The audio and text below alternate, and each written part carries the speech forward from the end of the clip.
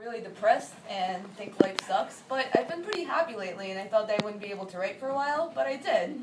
And all of these are love poems, I guess, but even my love poems are kind of depressing, so I'm sorry. And my younger brother is here, so please earmuff certain parts. But yeah, here it goes. So this is, these are poems about my boyfriend, and actually this is some Jerry Springer stuff.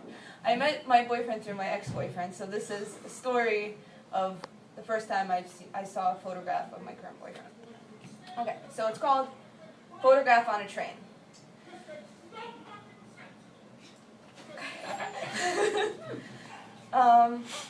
You were a black and white photograph that he showed me.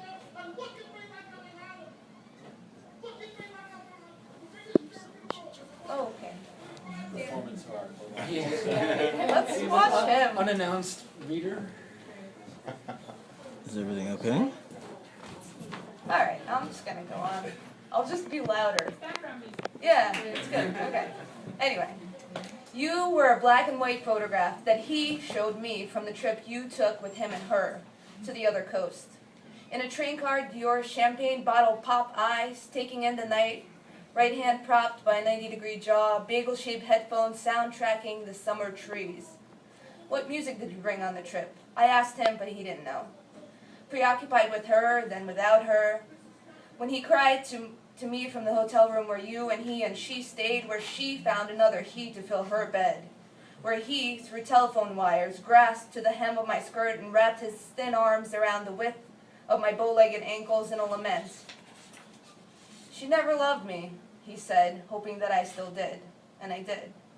And you walked into the night, that night, away from him and her in the hotel room where he was punching holes in the gray walls and she was collecting her rearranged clothes, arranging her alibis and her pills. You walked into the night away from her and him in the hotel room where they were slowly dying and you wanted to stay alive and away. What songs accompany you down those unfamiliar but safer streets? I say it was Velvet Underground or Radiohead that licked your eardrums that night the way I'd want to. No such luck. Instead, he's back under my sheets and in my bed, and in my head, while she's in his. And you are a black and white photograph.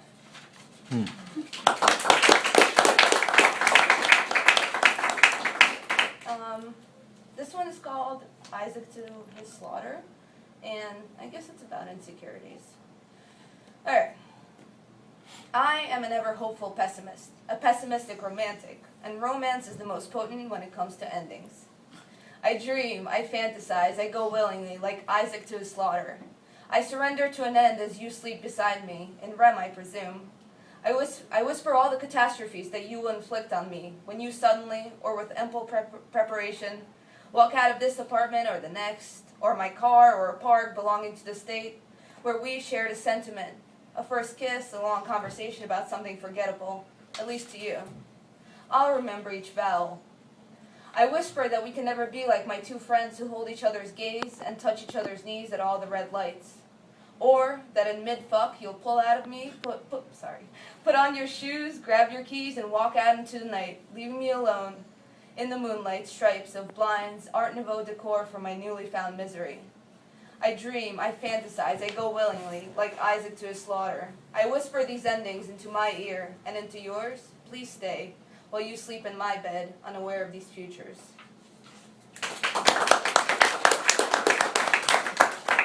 Okay.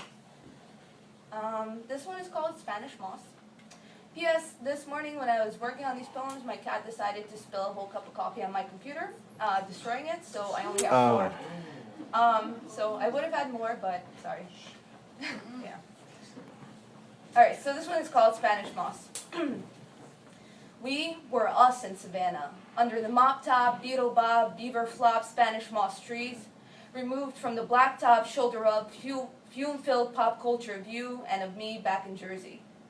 We were us in Savannah, where booze-filled cups swirled through the streets in hands of too flimsy and drunk to carry them steadily.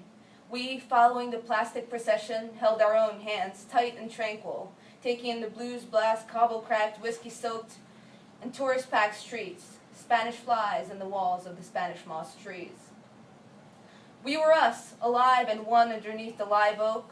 We walked and sat on the bench in the park, eating Cadbury eggs out of season, smoking cheaper cigarettes, as you nursed the happiest blisters my crooked toes have ever earned. Rubbing the sole of my foot for all to see, as the ragged Vietnam vet wrapped wicker crosses and whined to us for cigarettes, scaring all the tourists with his crooked teeth, well-worn seed, blood-soaked feet stories. We were us, beneath the Spanish moss, an awning to our $67 a night hotel room, bouncing on the pillow top, white fluff, clean and soft bed for the first time since we got down south. Saving my good underwear for a good shower and some fresh towels, the last of our big bill money well spent. At last we were clean again. Naked for hours, never minding the good weather, never needing the underwear. The feel of soft linen on my stomach, the feel of your fingers on my back and thighs and all the parts in between. I couldn't remember when we had time to fuck for hours. In the tar scuff, knock-knock, clock tick, day and day, between the lines of cars and scheduled blocks, laundry and lives where you are you and I am me back in Jersey. But in Savannah, under the Spanish moss trees, we were us.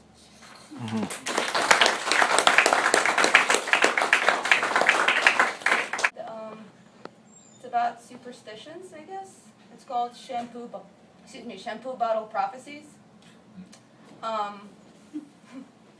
He ended it, so she's home more. At the kitchen table of our apartment, we sit. She reads and I craft, decoupaging an old pair of sandals. She asks me if I was a kindergarten teacher in my past life, and I say no, because I don't believe in past lives, hardly in this one. I place the shoes on the table to get a better angle, and she, anguished, asks me to take them off. Apparently, her sister killed her grandma some years back when she left her Converse high tops on her granny's marble countertop. I say that poorly made sneakers don't kill people. Old age does, but she doesn't listen. He is calling her again in the next room, and she has no more interest in me or my lethal footwear. She wants him back. She hasn't eaten today again. I'm not hungry, she says. And at first, she wasn't, but it's been weeks now. It's her ritual. Substitute tears for food and maybe he'll come back. She's throwing her life savings into shopping mall water fountains. I keep thinking about the shampoo bottle that she and I bought at Rite Aid a few months back. Herbal Essence long-term relationship. I chose it for its smell, pomegranate, but summer fling or first crush would have been fine by me, lavender and juniper berry. But she chose it for the title, hoping to soak him into her hair. It didn't work, and I know that. But when I'm alone in the shower, soaked and naked, I think of my own love and spit behind my shoulder and pray to all the gods that the shampoo bottle is right.